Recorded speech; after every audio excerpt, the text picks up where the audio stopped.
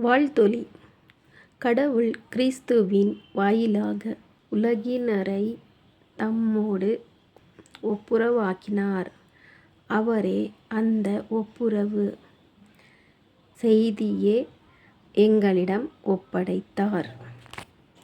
மத்தேயு 9:1-8 வரை. இயேசு படகேறி மறுகரைக்கு சென்று தம் சொந்த நகரை அடைந்தார். அப்பொழுது சிலர் முடக்குவாதமுற்ற ஒருவரை கட்டிலில் கிடத்தி அவரிடம் கொண்டு வந்தனர்.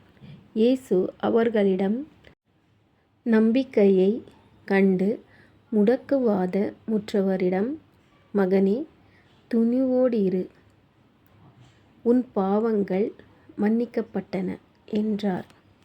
அப்பொழுது மறைநூல் அறிஞர்கள் சிலர், இவன் கடவுளைப் பழிக்கின்றான் என்று தமக்குள் சொல்லிக் கொண்டனர்.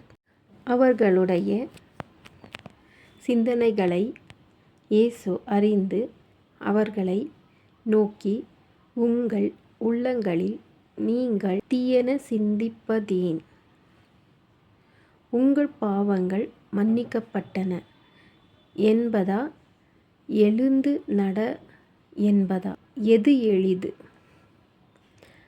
மண்ணுலகில் பாவங்களை மன்னிக்க மானிடமகனுக்கு அதிகாரம் உண்டு என்பதை நீங்கள் அறிந்து கொள்ள வேண்டும் என்றார். எனவே அவர் முடக்குவாதமுற்றவரை நோக்கி, நீ எழுந்து உன்னுடைய கட்டிலைத் தூக்கிக்கொண்டு வீட்டுக்குப் போ என்றார்.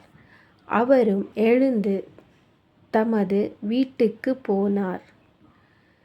இதைக் கண்ட மக்கள் கூட்டத்தினர் அச்சமுற்றனர்.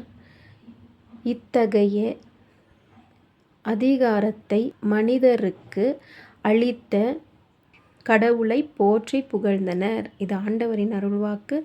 இறைவா, உமக்கு நன்றி. பிடிச்சிருந்தா லைக் அண்ட் சப்ஸ்கிரைப் பண்ணுங்க, ஷேர் பண்ணுங்க, சப்போர்ட் பண்ணுங்க ஃப்ரெண்ட்ஸ். தேங்க்யூ.